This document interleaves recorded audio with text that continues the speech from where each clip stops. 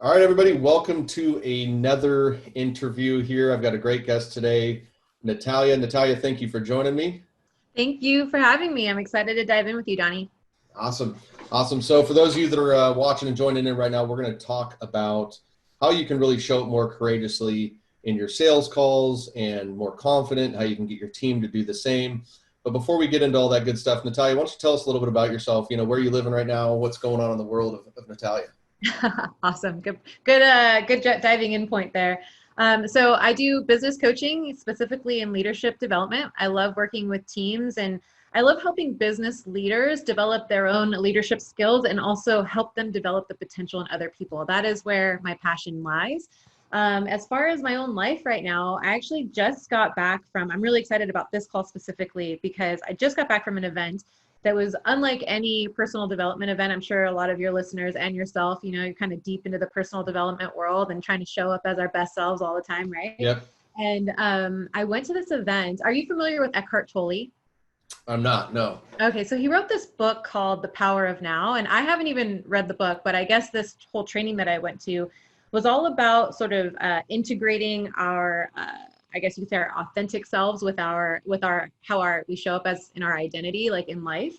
And it was such an experiential training where we were like pushed to our own like limits and comfort zone and confronted with our own judgments and like our own pain. Like there was like hitting on chairs, like we were like beating chairs, and then we were like singing in front of the whole crowd. Like it was pretty crazy. And I learned, I realized, and this is probably a good, segue for the conversation, is just how much I thought I was the kind of person that's constantly stepped outside of my comfort zone. And this event showed me just how much I'm actually very much towing the line of my comfort zone, thinking that I'm outside of it.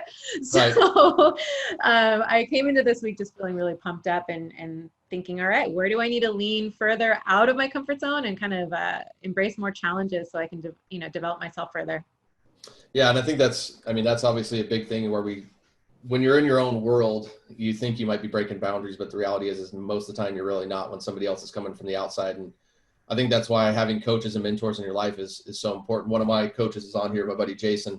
He's actually one of the main guys that kind of got me into showing up more courageous in sales calls and um, things like that. So I know it's incredibly important. It's a challenge that most people face, and you're 100% right. Like we get stuck into our own comfort zone. Yeah. So let's kind of use that like as kind of number one. I mean, what do you recommend for kind of getting yourself out of that comfort zone and getting uncomfortable on the calls? Because ultimately, if you want to be a good closer, that's what it takes. Yeah. Well, I think the first thing before we can know how to move out of a comfort zone, we first need to know what our comfort zone looks like, and where we're playing it safe, where we're allowing ourselves to hide. And I think that we're so good at that is something that sort of slides under the radar. And that's what sort of came to my attention this last week is just how much I know exactly what playing it safe looks like for me, but I've mastered it in such a way where it doesn't really, it's like, again, it's under the radar. It doesn't seem like I'm playing it safe, Right. So recognizing that, we're allowing ourselves to sort of kind of skirt around something and get around something that's kind of uncomfortable in a way that's very skilled that, again, even convinces us that we're not being in that space. So I think for me, it was recognizing very specifically when I felt the emotion. So this is, I think, the tell within ourselves is, when we feel the emotion of anxiety, fear, or even the thought of like, I'm going to avoid going there.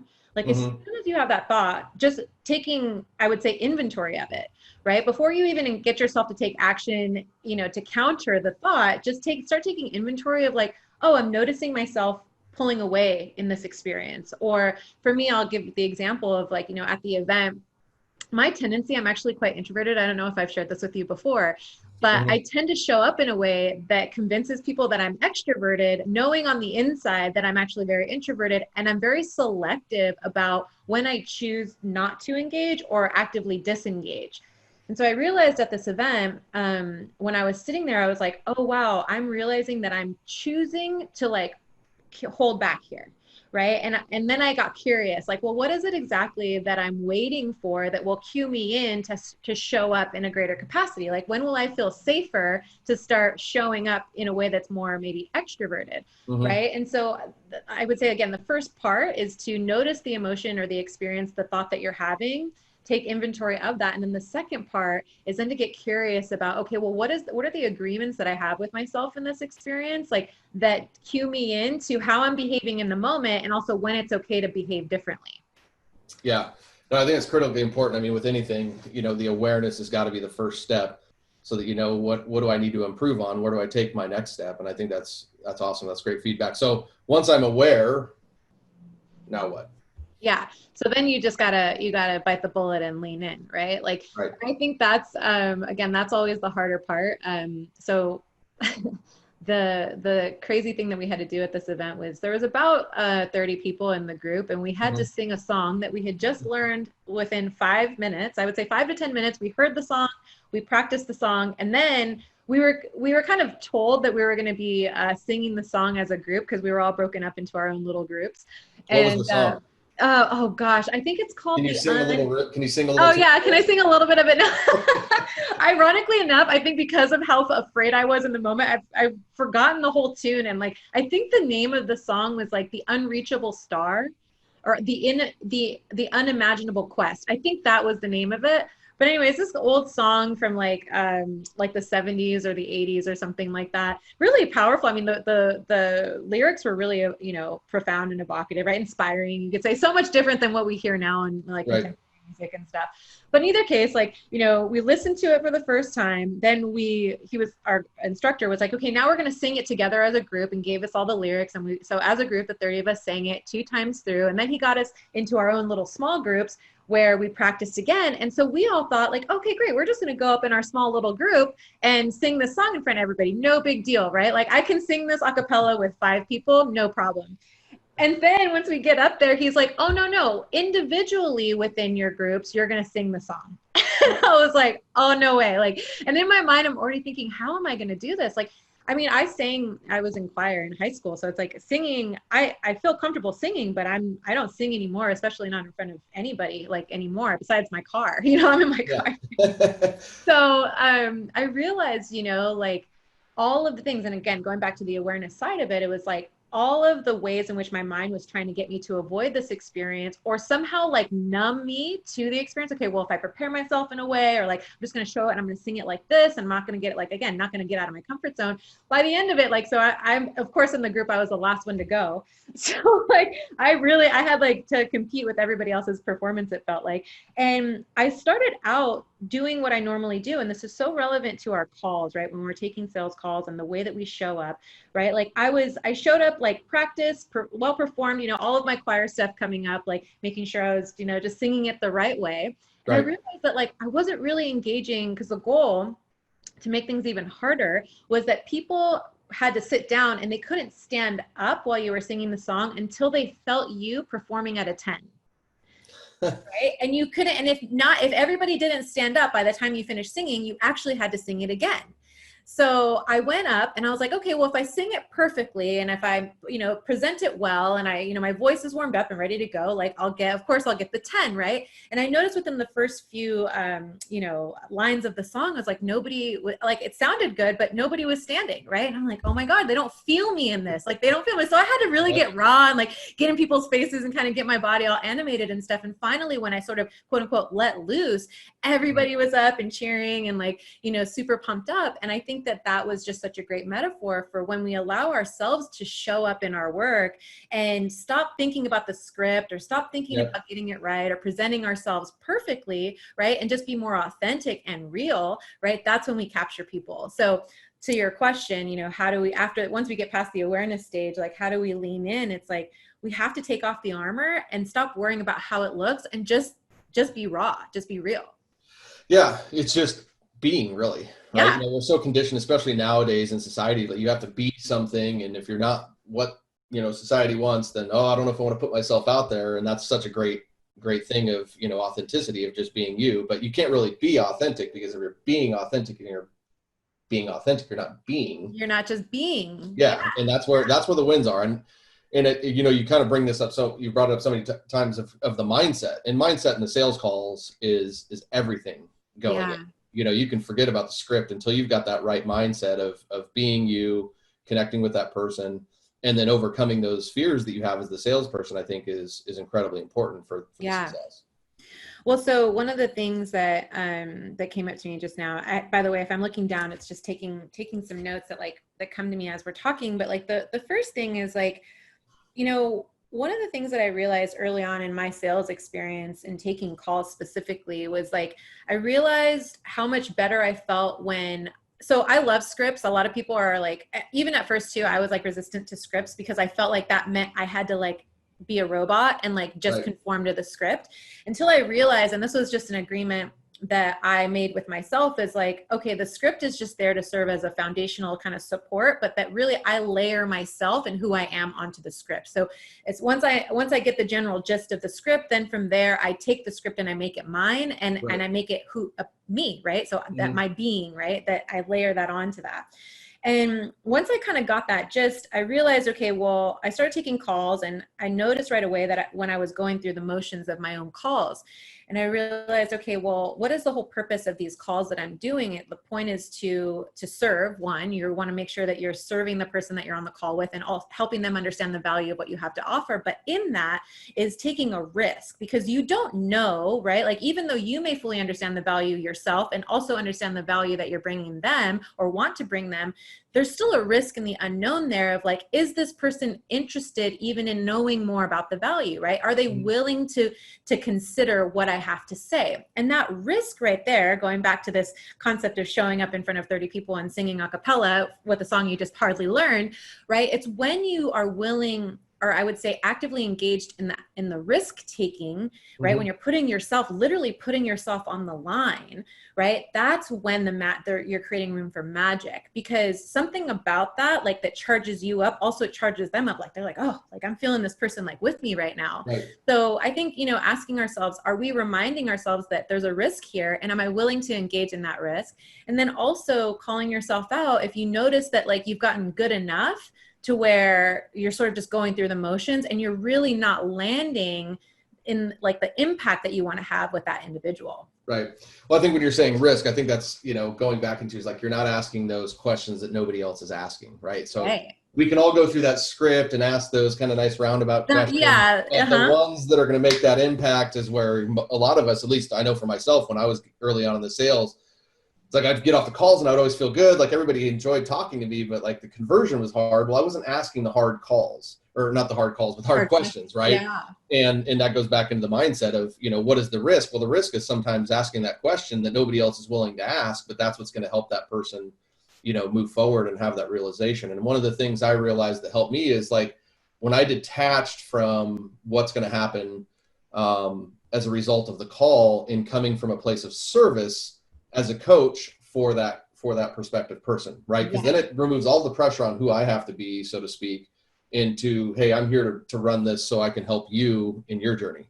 Yeah, 100%. That's actually when you were speaking, what came through to me is that the risk is where you serve. Mm-hmm. When you identify where the risk is for you, because that's another thing too, is we make a lot of assumptions. And this actually is, I had all these notes, you know, prepared on what we can talk about today. And one of the things that I didn't mention in my notes was like, and that I'm actually talking to my clients about consistently, it's just been coming up a lot, and probably because of what we've been seeing in like the temperature of like our politics and like what you would call, I mean, if it qualifies as a discourse, I don't think it does, but like, you know, the beating up and berating back and forth between people, you know, where people are so quick to make assumptions about the things that they know, right? The things that they think they know or they understand, and also about the people that they're having a conversation with.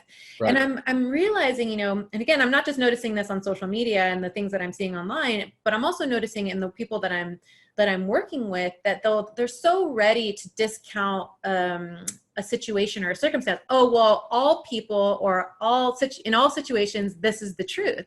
It's like, well, how many times in your life has that actually been the truth? And they may give me one or two examples, and I say, okay, whoa, like, of course, what your experience was during those times was true. And let's not question the relevance of that for those instances, but let's be careful not to generalize based on a couple of experiences that you've had. And then as a result, take that and inform, like we start to limit like where we go in conversations with people, especially again on these types of calls, because we make assumptions about what their answers are. And then we think that we already know where they want to go or where they want us to go. Right. And so it's like, it's almost like finding creative ways to be in the newness of this experience. And for me, it's always like, what's always worked is the concept of a first date. I mean, that's pretty standard in sales training, is like first dating somebody, you know, but for me, it was like, let me just remind myself that what matters most and what will help me most in this experience to serve is to just connect and really get to know this person for a few minutes. Like, let me feel into them a little bit. And then that will naturally kind of open those opportunities. Yeah, and I think the experience comes from your ability as an individual to just be and get out of your head, because I've been there early on in sales where like you get on the call and all that's really rolling through your own head is your own stories. And then you're not actually engaged being with that prospect. And once you can get to that point where, again, it goes back into just being the prospect, being engaged and you know, showing up for them, taking the pressure off of yourself, you know, I've always found that to just be a much easier position to be in, because then you can, you know, what happens is, you know, you go from the place of figuring, you know, struggling with sales to figuring out with sales, then going back into almost like some lazy habits because it's gotten easy, right? Versus like, okay, well, every time I get on a call now, it's just an experience for that individual. I'm just a part of their experience. Right. And yeah, like you said, like allowing each call to be its own unique thing and creating that potential beforehand, right? Reminding yourself, okay, this is a new person here. Like, and you know, for sure you're going to get the people, you're definitely going to get people who are like the canned person, right? The person that you're like, oh, okay, that person fits the assumption or fits the expectation, right? But regardless of who you actually get, at least pave yourself going in with the anticipation that it's going to be a new experience and that you're going to welcome that. Like, okay, I'm so open to this being different, you know? Right. And for those of you just listening, you know, if you have any feedback or comments, we'd love to hear, you know, your experience on calls or any questions that you have as we continue this dialogue. Okay, so we've obviously hit on a lot on awareness. We've talked about mindset. Like, what about some of the nitty gritty? Like, what are some of the you know, tips you have around the actual function of the sales call or anything along those lines? You know, scripts and things like that. Interesting. Yeah. So I guess, you know, I guess you could say it depends on the call itself, but I mean, I feel like ultimately the first thing you want to do is know that you're bringing value. And what I think I see, or what I see is missing most of the time, is in most of the things that we do, the value is sort of inherent, but the person who's on the call themselves, like who's making the call, is either not connected with the value themselves, so they have a hard time selling the value, right? Or they haven't connected with what that value is and why it matters to them. And like, this goes back to the whole conversation of like us bringing ourselves like to this experience, right? Like a lot of times we adopt a belief system or a value system that's given to us either from the organization, and it could even just be our own businesses, right? Like you've told me, like some of these people have built their own businesses, right? And they haven't necessarily connected with their own values, and they don't realize they're still operating from values and belief systems that were informed by someone else. So really getting to connect and aligning with not just what the values are, but also like what is the value of me in what I am doing, and why do I value this? Because people are going to buy you, right? They're going to buy they're first, before they buy the service, they're going to first be bought into who you are, right? But they have to feel you and your belief. And if there is any instance, this is what I've seen all the time, if there's any instance of doubt in somebody when they're on a call and where they're trying to convey the value, but they're not really doing it, it's because somewhere inside of them, they actually don't believe in the value of it themselves. Right. And so that's where it's like, in the trainings that I've done with people, it's like, okay, let's just forget about all the reasons why this should be valuable, because those are easy to identify, right? Usually then an organization just hands them to you. This is why this matters to people, right? But ask yourself really, like, and don't bullshit yourself. I don't know if we can swear on here, but. Oh, you can swear. It's okay. Okay. Like, I think we tend to. That should happen again. Yeah. We tend to bullshit ourselves a lot, right? Like we've bought into we're drinking the Kool-Aid, the company Kool-Aid, and we're just kind of going with the flow of things. But we haven't called ourselves out and said, well, do I even care about this personally? And if I think I do, then why do I really care? Why does this really matter? And then also from there, why would it really matter to somebody else? Right. And obviously, like you're saying, some of that is your own core values that you probably haven't really aligned with. It could be childhood, could be previous experiences, it could be whatever, right? Aligning with the core values. But then how do you get that to go and translate? Like individually, we can do that. Now we've got a team, right? Like obviously the team, one of the biggest things is the belief in themselves, but also believing in the product or service that they're selling. Right, right.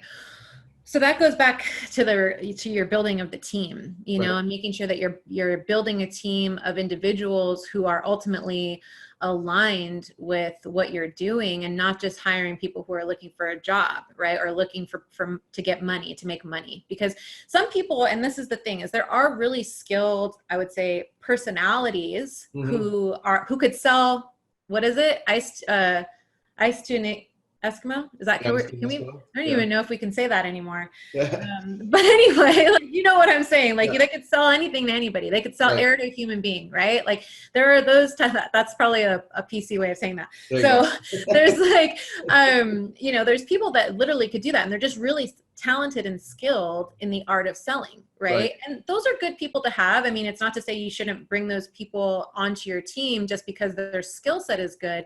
But I think more important than having those types of people on a team is having people that are actually interested and aligned with the very thing that you're doing, like that they believe in it, that they're invested in it themselves. Now, that's actually so much harder to fill, because most people don't care. And not because the product, again, is not compelling or the organization doesn't have value, but because they're not in touch with themselves. So that's number one, is like really making sure you're selective in who you're bringing on. And then from there, I think there's like a twofold process, is that you want to make sure that people understand what the values are of the organization. You say, okay, how are we aligned individually and as a team with these values as an organization?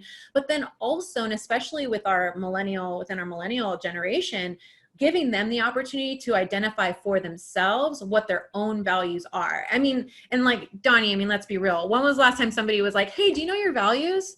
Yeah. Yeah. It doesn't happen every day. That's It doesn't happen. And I mean, and then even then it's like, oh, they give you the option to answer, you answer yes or no. And they're like, okay, cool. And then that's it. Right. But they don't be like, okay, great. Tell me your top 5. Yeah. Like, it doesn't happen. You know what I mean? Right. And so most of us, and this actually landed for me early this year, is that even for me, if somebody would have come up to me and asked me, Natalia, do you know your values? I'd be like, oh yeah, 100% I know my values. And then if they followed that up with, well, what are your top 5? For sure I would have been like, let me get back to you on that, you know? So giving people the opportunity, once I did that exercise, and I mean, this is good just for any person in general, but definitely reinforcing this on a team, because this will actually energize and add to the cohesion of how people are moving as a, as a unit within an organization to accomplish these goals, right? Because then you can align everything energetically with that. But for me, once I did that, then I was like, oh, like, first of all, I kind of knew that these were what they were, but now that I really know what they were, now I can use them as a reference point for how I'm actually leading and living my life, right? Or how I'm working, right? Or how I'm showing up in my relationships, whatever. And so I think that's where, with the team, giving the individuals on the team the opportunity to explore themselves, understand what their values are, and then from there you say, okay, now that you know what your values are, how do they align with the values of the company?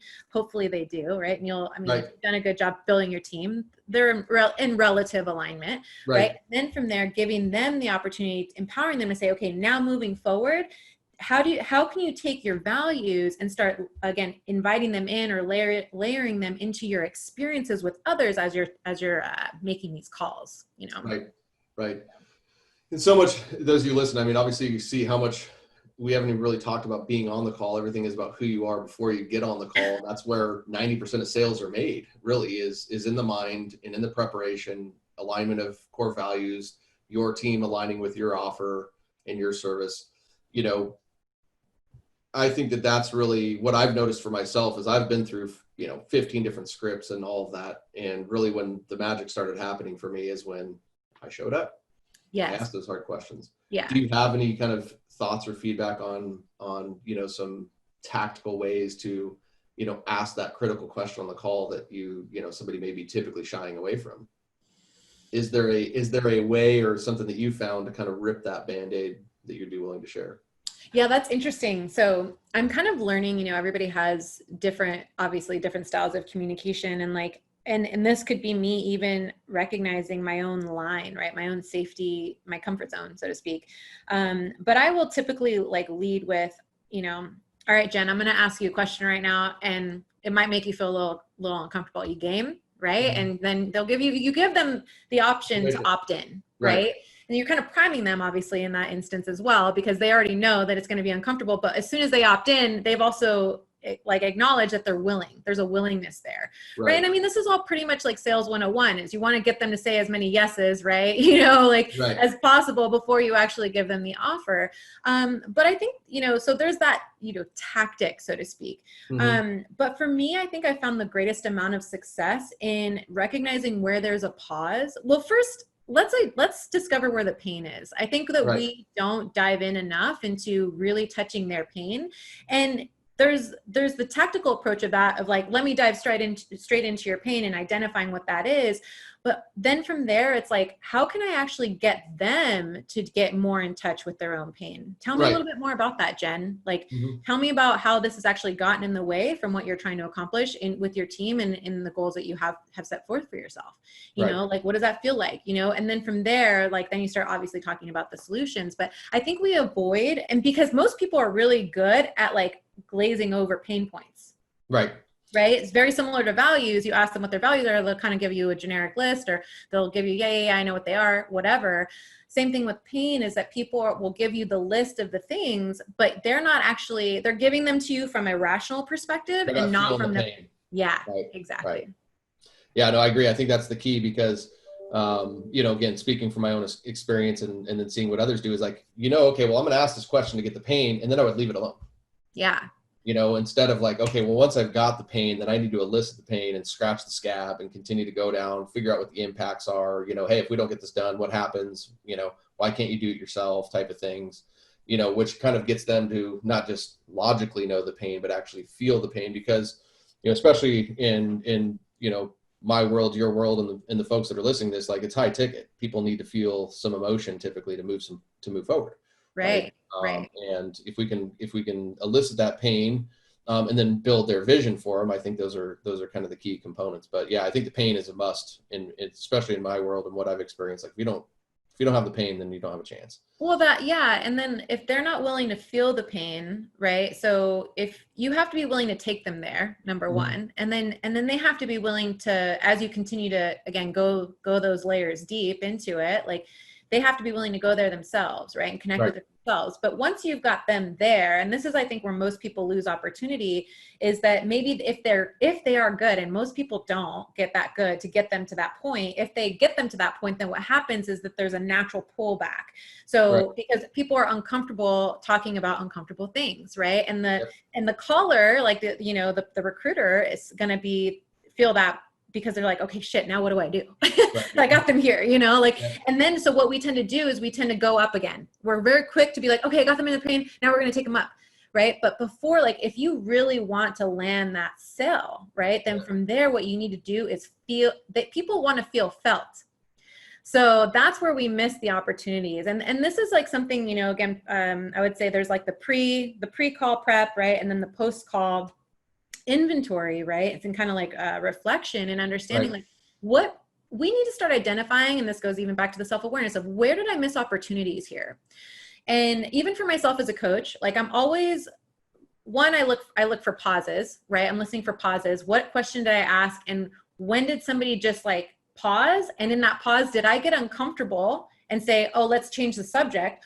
Or did I miss the opportunity to ask a deeper question there, a more critical question to like get them to go even further, right? So identify where you're missing opportunities in your call. And around this point in the call, when you're exploring this person's pain, then you have to get in touch with yourself, right? And you have to say, first of all, how am I feeling right now? Like in response, like and be honest with yourself. You don't have to have this conversation with them, but like, okay, they're talking about this. Am I actually connecting with what they're saying?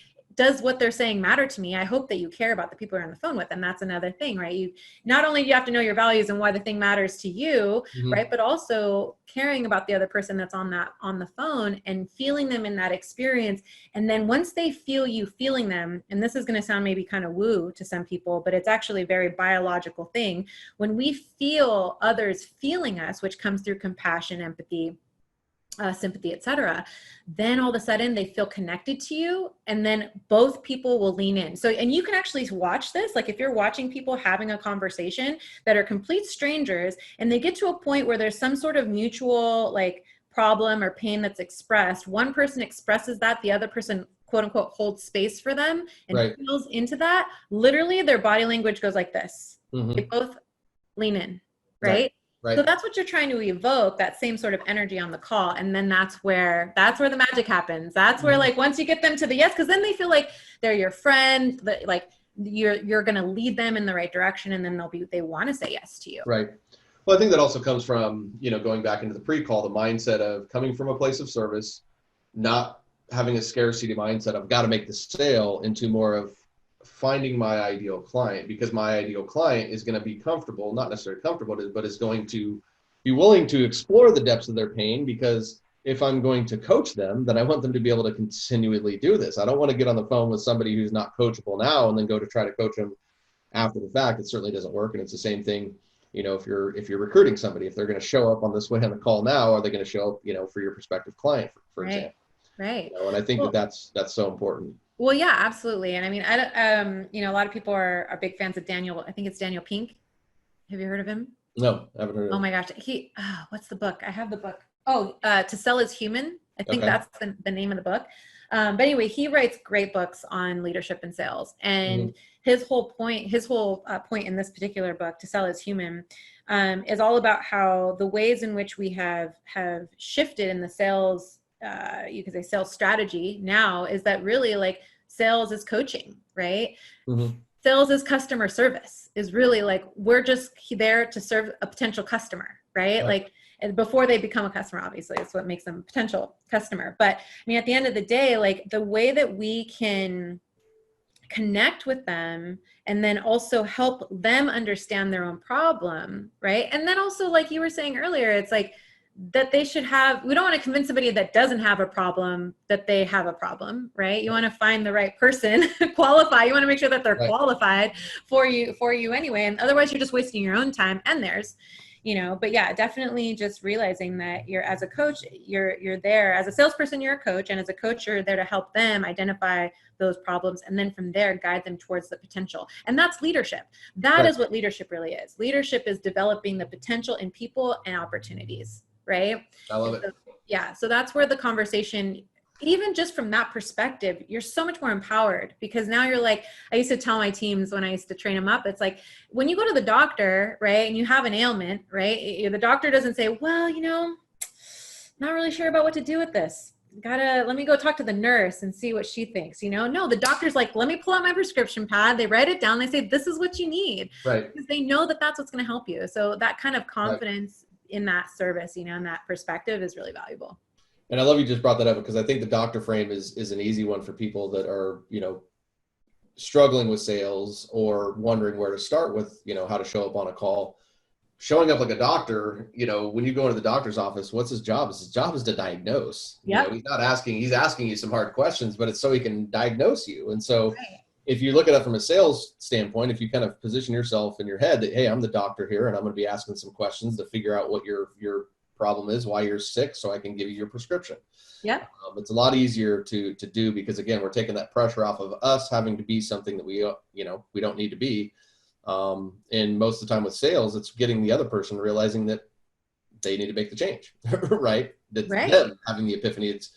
I think if you're doing the sales calls right, there's actually less selling of who you are and less selling of even your values and stuff at the end, because you have positioned yourself as being an authority through your process, and they already kind of know, like, hey, I want to work with somebody. Hey, this person asked me questions that nobody else has asked me before. Yeah.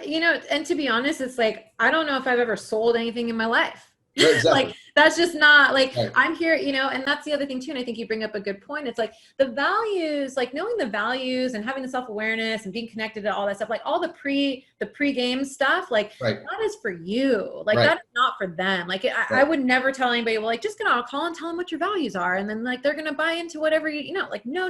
Like what happens is that we're not connected to ourselves. And then we're also not connected to the service. And then we're going into a call hoping to serve. And it's like, Right. okay, no, first, like, another great, a great sales coach or sales teacher is, oh my gosh, Jonathan Spencer, I believe, The 1 Minute Salesman. Have you read that book? Nope.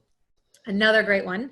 So, I mean, that book is like super, super great. It's like super short and straight to the point. And he kind of gives us, in my opinion, this very unrealistic visioning exercise. Like before you make every call, it's like literally the 1 minute like vision exercise before each call. But it serves as a really great foundation, in which case you are really just connecting. The whole point is to take a pause, hit the pause button before you, because we're all on turbo all the Right. time, right? And we live in a turbo culture, you know, an extra culture. So it's like, hit the pause button, give yourself 1 minute to 5 minutes to just remember why you're here, remember why you're doing this. Hopefully it's because it matters to you. And then, remind yourself, okay, how can I show up and authentically connect with my values, right? And be myself, bring myself to this. And then on the call, that's where, you know, you're doing the other stuff. Like, you know, you're actually like, the confidence, and we can talk about confidence as well in just a second, confidence and courage, but really having the confidence to say, I know that this can help you. And so this is what I think you need. And people, this is what I tell people all the time. So also with all of the teams that I've coached before, when I give them the doctor metaphor, people literally like, they love that. They're like, oh, that's so true. And like, and I've literally had like team members come up to me and be like, oh my gosh, since you like connected me with that, like that's been really working for me. Like, awesome. I love that. Cause that's what, as soon as I adopted that, it was magical for me too. Yep. You never see the doctor nervous to ask you questions, do you? No, exactly. The doctor is never nervous, you know?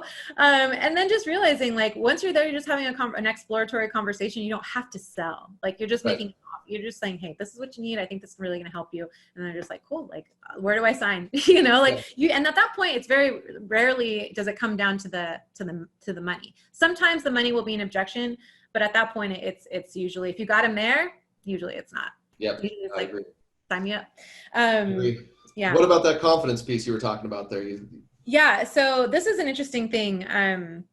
Actually, this was reinforced at this event. The presenter, his name was Brett. Brett was basically talking about how you build confidence. And people are like, he asked the question, do you have confidence and then build courage, or do you have courage and then build confidence? And of course, everyone's like, no, you have to have courage in order to build confidence. And he's like, okay, well, how do you build your courage? You know?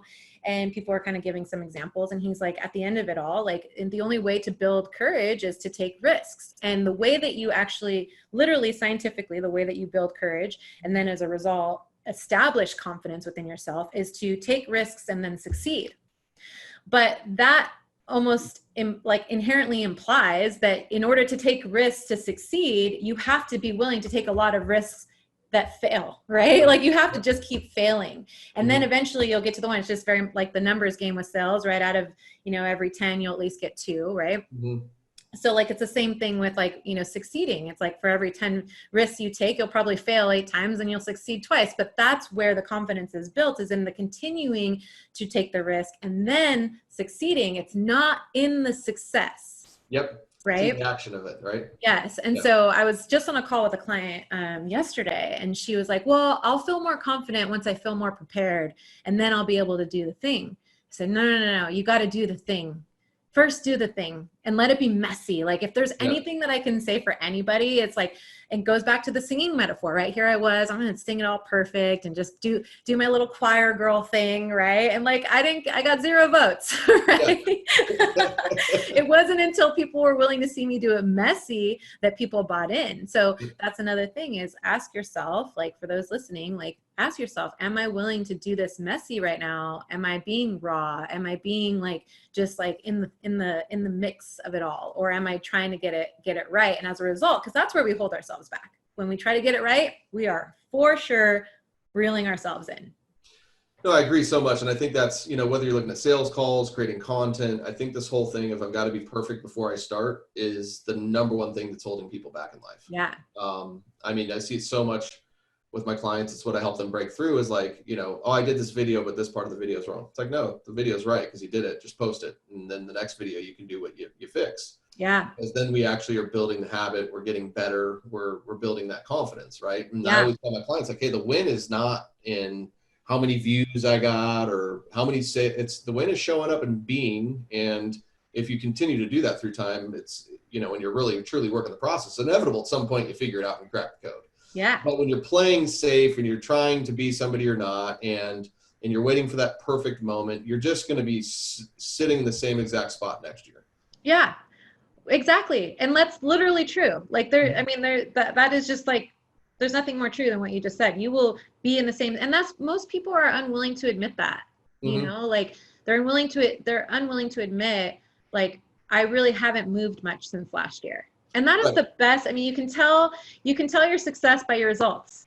Right. But people are like, again, we're not willing. And that goes back to, even, again, the pregame before the pregame is like self-awareness. Right. Mm-hmm. And I think I wrote down a quote, and I think it was from Elizabeth Gilbert. She wrote, Eat, Pray, Love. I'm not really big into like those kind of books, but like this quote comes from her, and she's like, I've never known anybody who truly transformed their lives that wasn't willing to call themselves out on their own bullshit first. Right. And so I think we protect ourselves a lot from our own disappointment. And what's crazier than that is that, like, in the protection of ourselves from the disappointment, we have all these like stories that we're telling ourselves and reinforcing in our head, instead of like just looking at it from like an objective perspective and saying, okay, this is where I have room to grow, and not feeding into the self-talk or the stories. Just, like, right. Okay, here's the facts. That's it.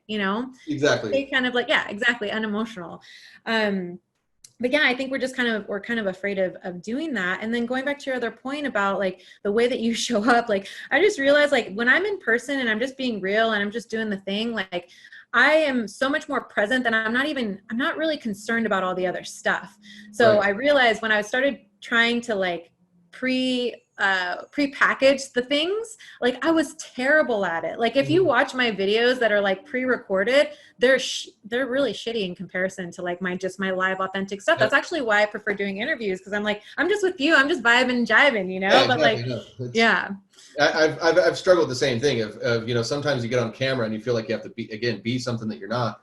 And as I've just kind of gone away from what every coach has ever told me about scripts and doing this and just started to be myself, and of course taking what I've learned is along the way, but like the more I've just showed up and been Donnie, the more my business continues to grow, because my philosophy is there's enough people in this world that are going to like who I am and what I have to offer, that I don't need to try to be something for everybody. I can just be me, and then I can attract better people that align with me.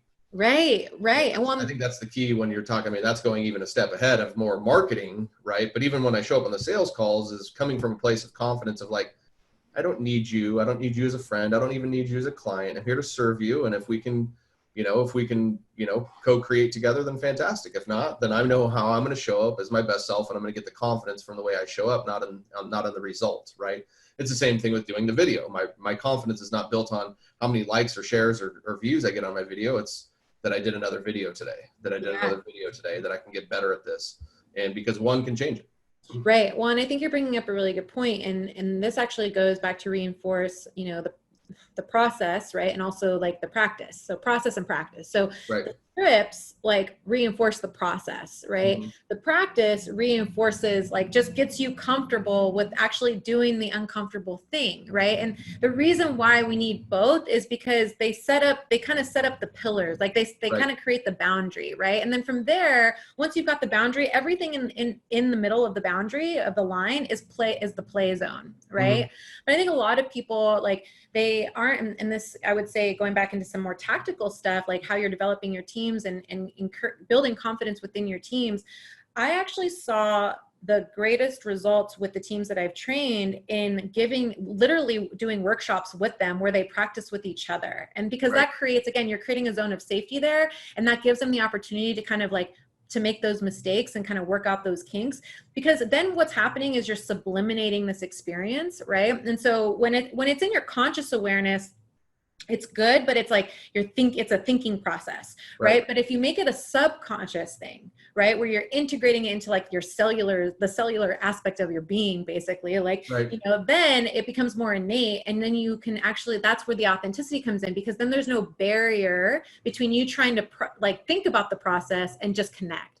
So Right. I think most people, and I would say most business leaders, or leaders of teams, aren't spending enough time actually developing the potential of their teams, right? Or even the potential within themselves, getting on a call with their peer and saying, hey, let's just practice this real quick. Like, let's go through this. Can you give me some honest feedback about what your experiences of me in this moment?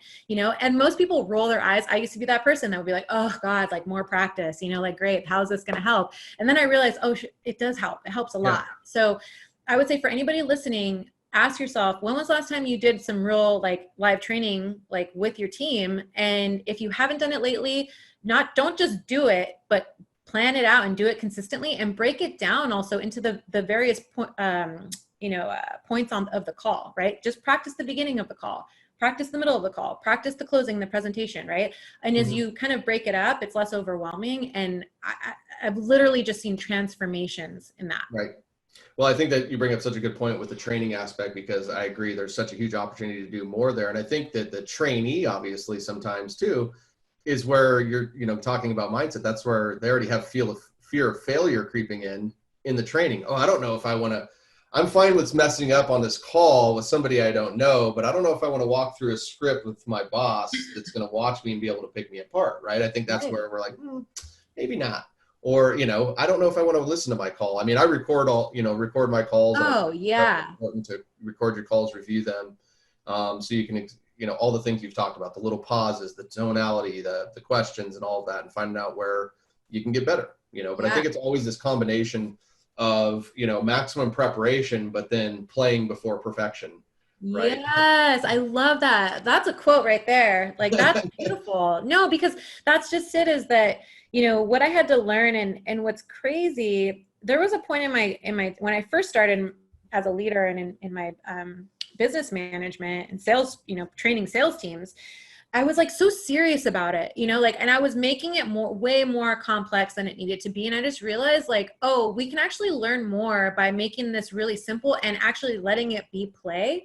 Like, let's just play a game, and we're going to do this game, and we're just going to have fun with it. And we're going to do it really fast and messy. Right. Like, and that also gives other people so this is, again, going to sound a little woo, but it's like psychologically and biologically true that, like, when you get people into that sort of childlike mindset, they're so much more impressionable, just like children, right? Like, children are very impressionable. And when we're in that childlike state, even as adults, we're like highly impressionable. So as a leader, we think we need our trainings to be super sophisticated and like really like technical and high level. And it's like, oh no, actually it's the opposite. If you can get people to let their guards down and play in this experience, make them know that they're safe in this experience as well, that you're not there to judge them or criticize them, that they'll actually learn faster and they'll be better. So, and that was like literally, like, save yourself years of your life. Like, that was like a huge lesson for me. I was like way too serious in that stuff.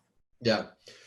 Well, we're kind of coming to, we've kind of created a good problem for ourselves. I know we have a stop, both of us here coming up, but before we wrap this up here, is there anything else that you kind of wanted to share today? Anything you came in that we haven't touched on? I just want to make sure you're bringing everything.